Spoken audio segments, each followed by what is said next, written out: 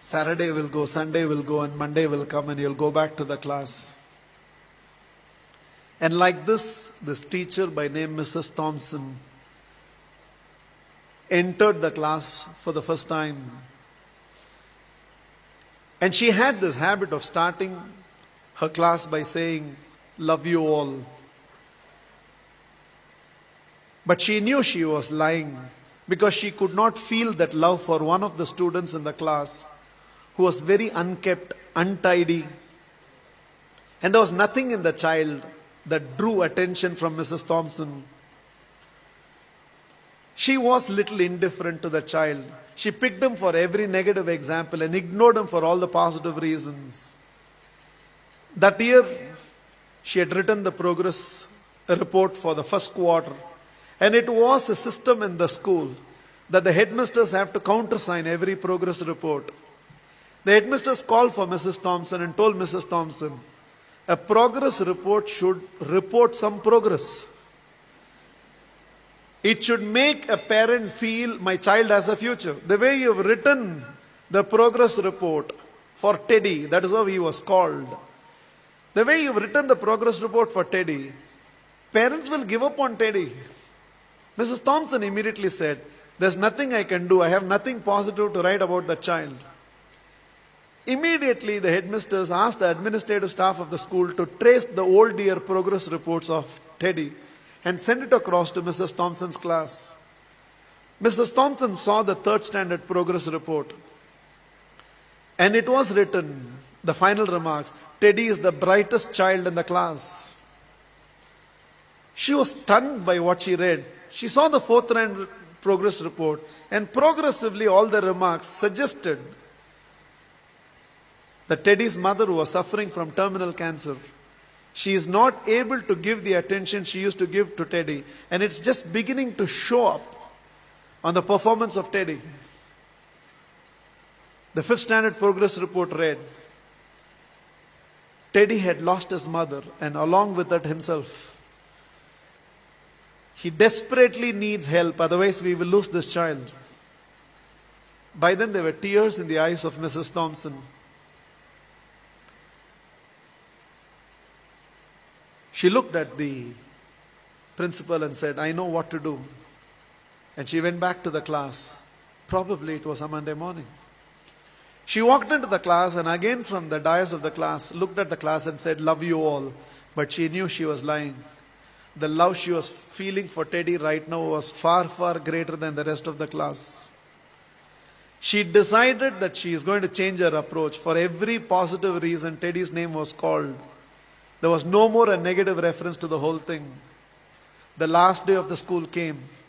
All the children had brought some gifts for the teacher. There was only one gift which was wrapped up in an old newspaper. Somehow, the sense of a teacher, she knew that it must be from Teddy. She opened that first.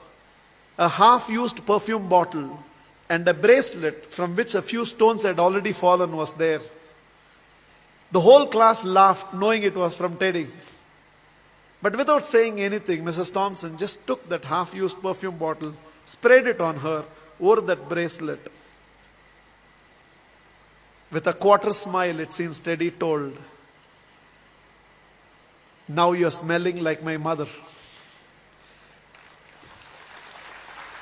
This is the last perfume that she used before she left me. And this is what was removed from her body before she was taken into the coffin. 1 year later, end of the school, end of the year, there was a letter on Mrs. Thompson's table. I have seen few more teachers, but you're still the best teacher I've ever seen. With love, Teddy. Every year till the end of the year, Mrs. Thompson used to get this letter from Teddy. I've seen few more teachers, but you're the best teacher I've ever seen, Teddy. Years rolled by, they lost contact.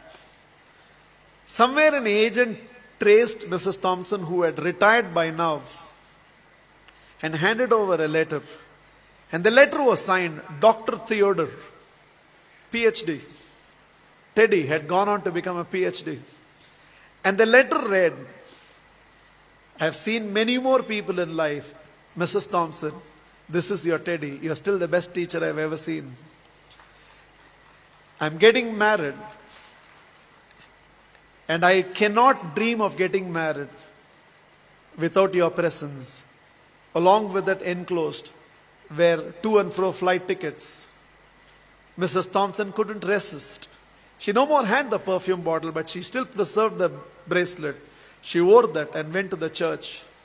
She was trying to sit in the last row, but volunteers identified and ushered her right to the front row. And right in the front row, there was a seat with a placard written, Mother. Theodore personally asked Mrs. Thompson to sit in the chair and whispered, "You are the closest to my mother that I have ever experienced. And whatever I am today, it's because of you, ma'am." The wedding happened, and after the wedding, Theodore introduced Mrs. Thompson to his newly wedded wife. Without her, I wouldn't be where I am today. There were tears in Theodore's eyes. It seems Mrs. Thompson told the newly wedded woman, "Without Teddy, I would have never realized a teacher must first be a mother to every student of hers and only then a teacher."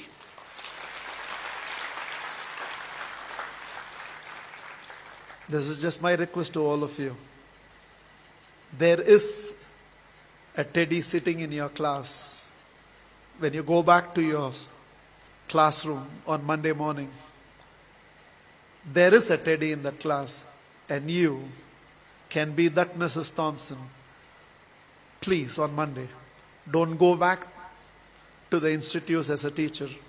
Go back as a parent who can also be a teacher and be a turning point in the life of those children. You plus me. I believe we can build a new world.